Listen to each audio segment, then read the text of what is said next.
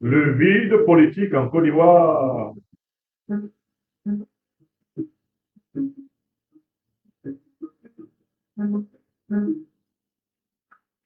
La Côte d'Ivoire est dans un état de vide politique, un vide politique sidéral.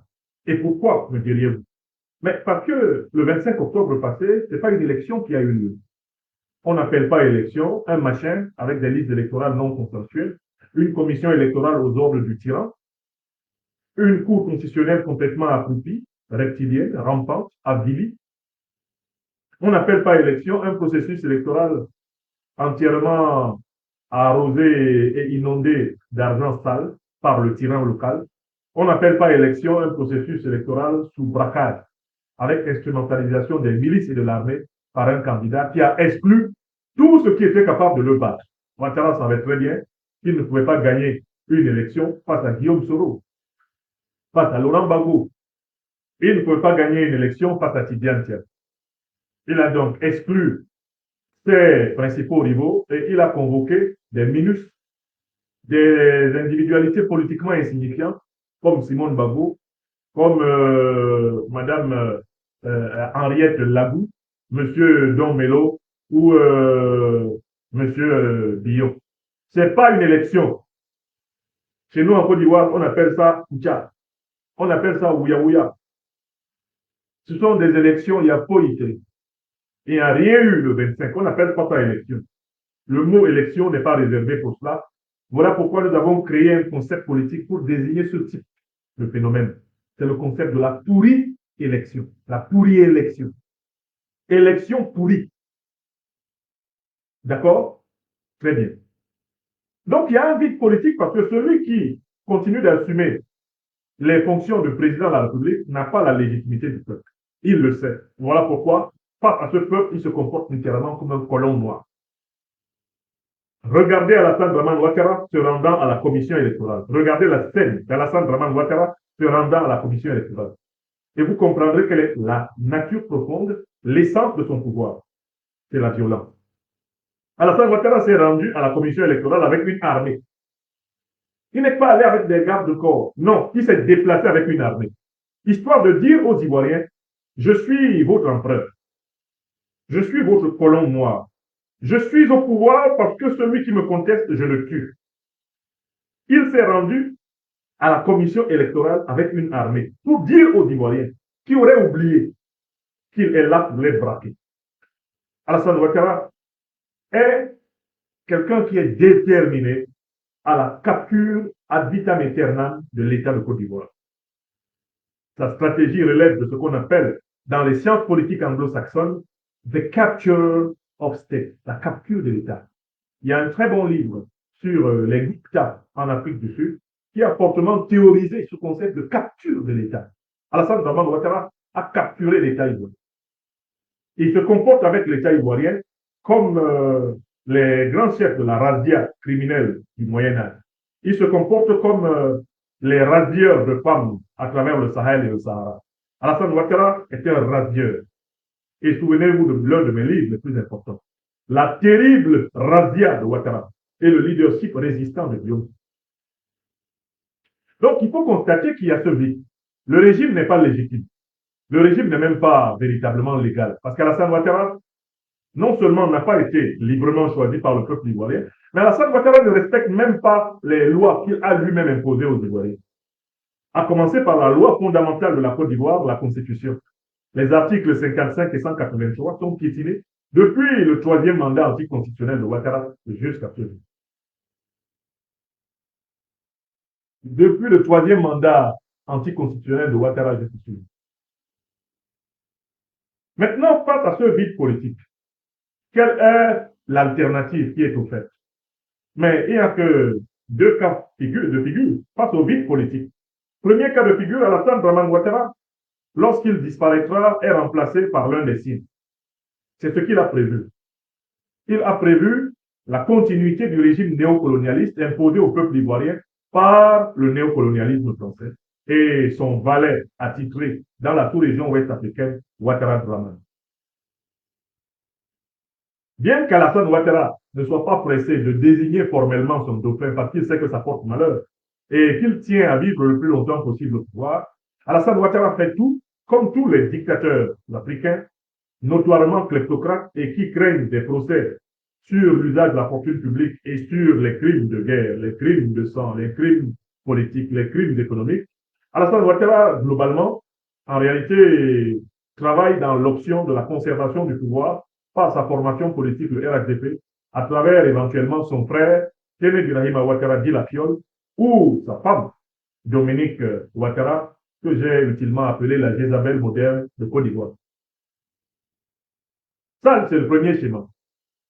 Mais il y a un deuxième schéma.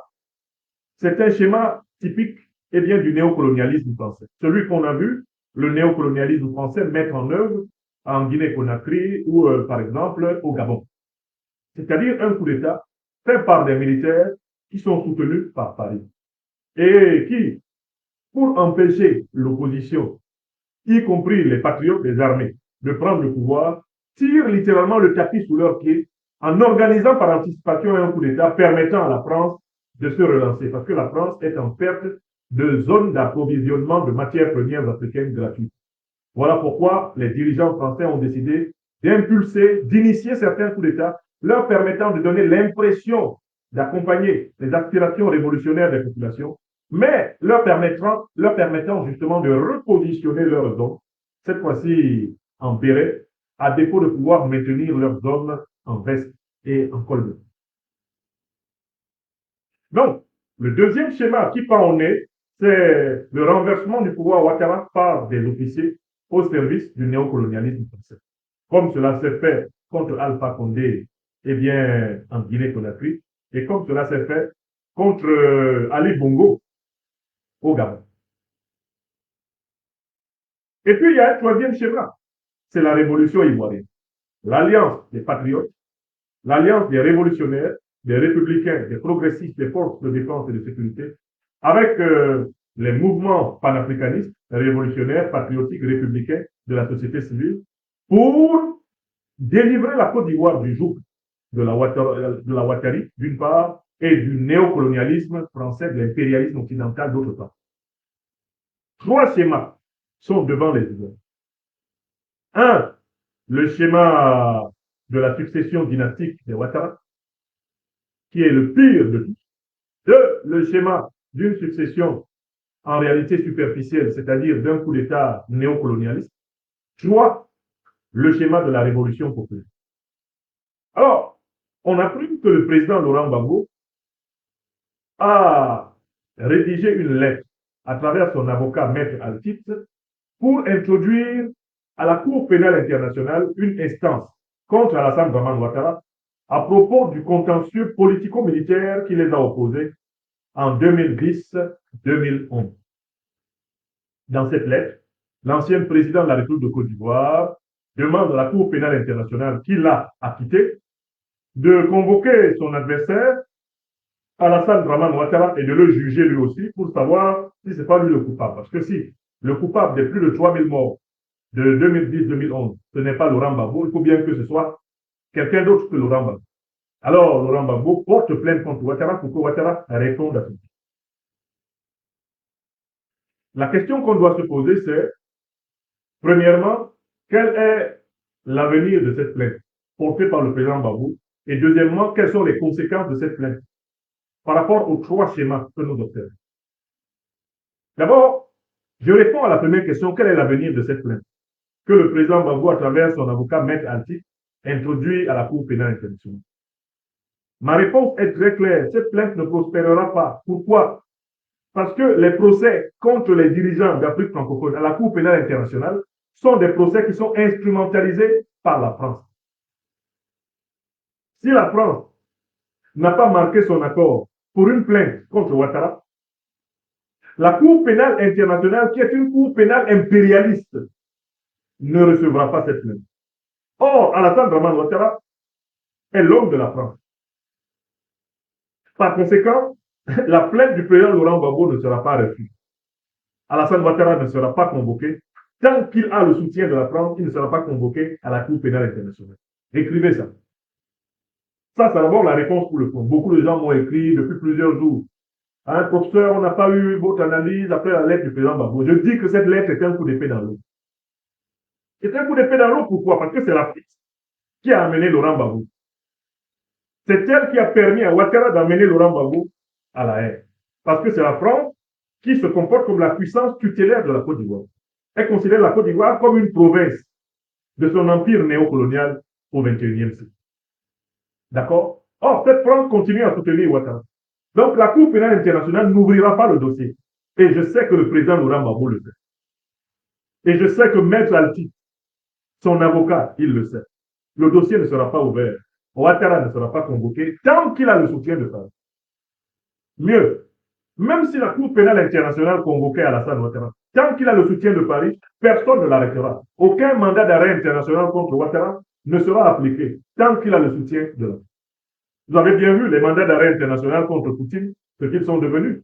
Vous avez bien vu les mandats d'arrêt internationaux, contre, comment il s'appelle, Benjamin Netanyahou, le bourreau du peuple palestinien. Vous avez bien vu ce que sont devenus ces mandats d'arrêt internationaux. Rien du tout. Parce que les États-Unis, ont couvert les crimes perpétrés par Israël contre le peuple palestinien. Les juges même de la Cour pénale internationale sont sous sanction américaine pour avoir osé envisager que Netanyahou soit arrêté et conduit à la haine. Vous comprenez?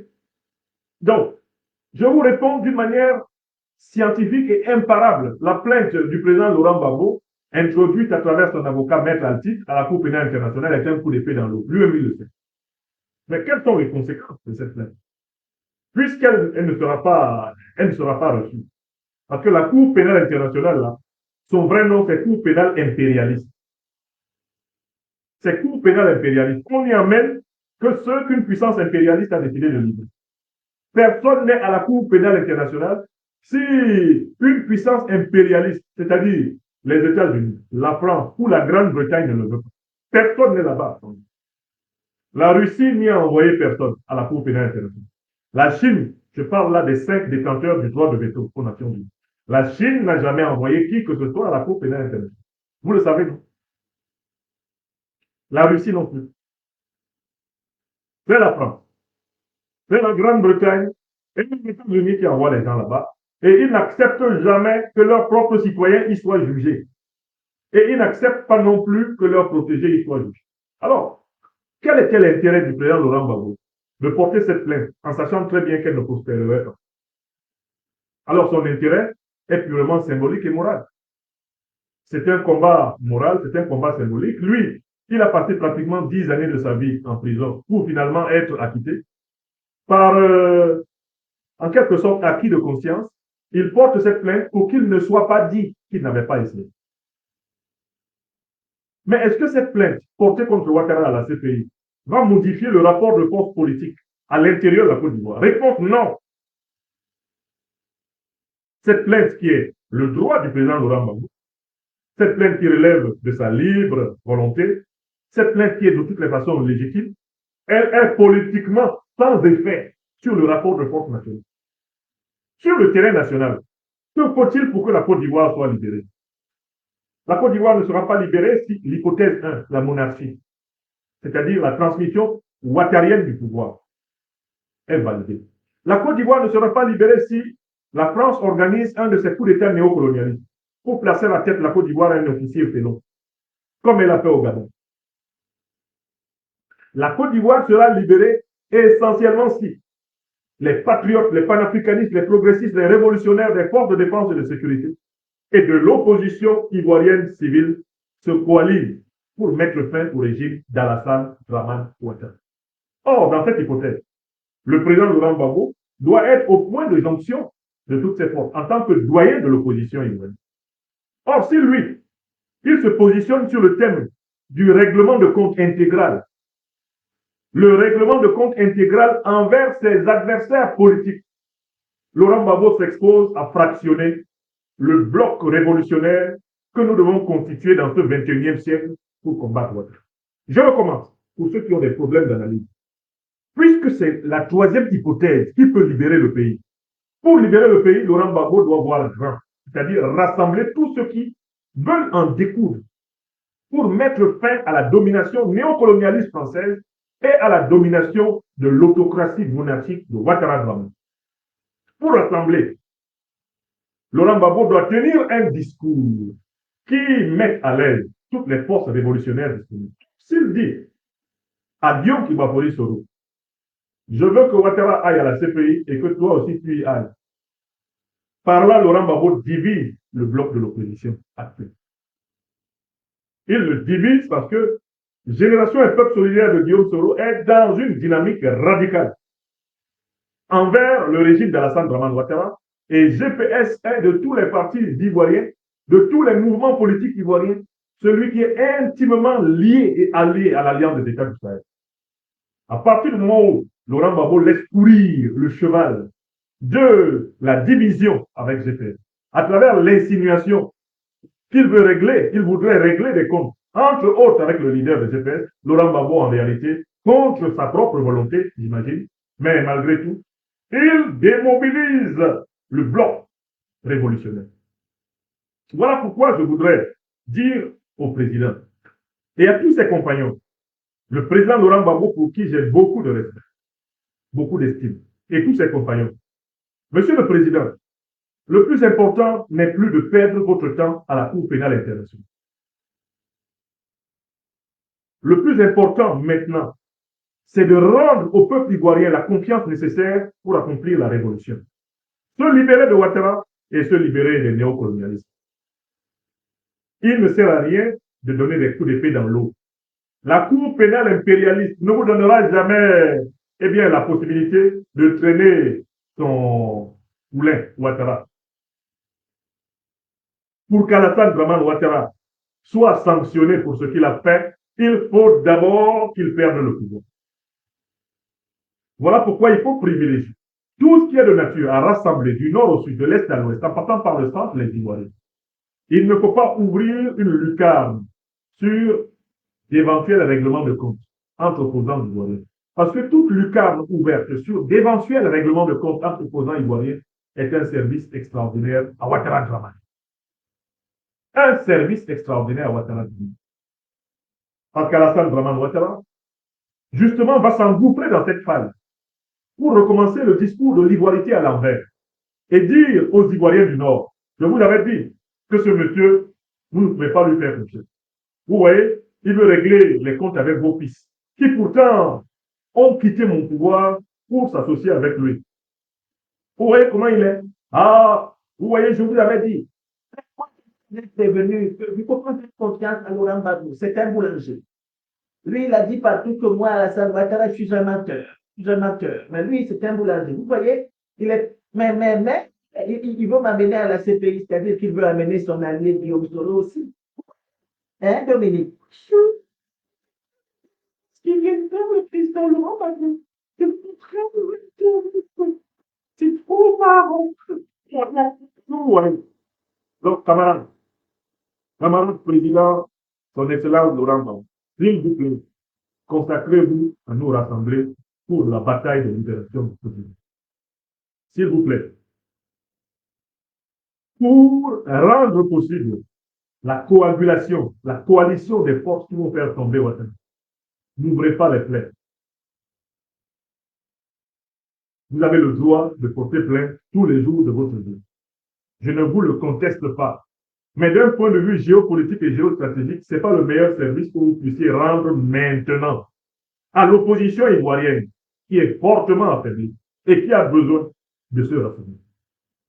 Si vous ouvrez ce débat, en réalité, Alassane Dramane Ouattara est libéré de toute pression. Puisque vous ne pourrez plus pleinement vous coaliser avec vos compagnons que nous sommes pour faire face à eux. Nous ne pouvons pas être dans une coalition pour la chute de Ouattara pendant que vous nous menacez de régler vos comptes avec notre leader qui a accepté d'être votre allié dans cette bataille contre la dictature de Ouattara et qui a rompu, Guillaume Soro a rompu avec le néocolonialisme. Si notre mouvement Génération et Peuple solidaire arrive au pouvoir en Côte d'Ivoire, c'est la rupture avec le néocolonialisme. Nous avons tiré toutes les leçons de nos illusions passées envers le néocolonialisme. Seuls les imbéciles ne changent pas d'avis. C'est terminé. Guillaume Kibafori Soro, le leader de GP, est à Bamouania, Bamako, Ouagadougou. Et il y est pour que s'accomplisse la révolution africaine de Côte d'Ivoire. Il n'est pas temps, il n'est plus temps d'ouvrir ces querelles, de réveiller ces démons. Il est temps de coaliser le peuple ivoirien, de rassembler le peuple ivoirien comme un seul homme, afin de goûter à la mer. Le plus grand diviseur commun de la Côte d'Ivoire, Ouattara Dramane. C'est ce que je voulais dire. La lettre du président Laurent Gbagbo à la CPI n'avance en rien l'opposition. C'est une lettre qui retarde l'opposition. C'est une lettre qui dévie l'opposition, qui attarde l'opposition. Et c'est une lettre qui, involontairement, je sais que ce n'est pas le but du président Laurent Gbagbo, mais involontairement sert les intérêts de l'autre. Parce que Ouattara se sait protégé par ses maîtres français. Il se sait couvert par ses maîtres français. Il sait que votre plainte contre lui à la CPI ne passe pas. Si lui, il a pu vous envoyer à la CPI, c'est parce qu'il avait le soutien de ses maîtres français. Voilà ce que je voulais très clairement signifier ici. On peut passer à la suite. Avec cette constitution-là, tu veux faire quelque chose d'où tu sors. D'où tu sors. Tu es quoi, lui, tu es qui? La chute d'Alassane Dramane Ouattara doit être un objectif géopolitique, géostratégique obligatoire pour l'Afrique en lutte. Je donne un rendez-vous. Il sera assis à terre et puis on va lui donner des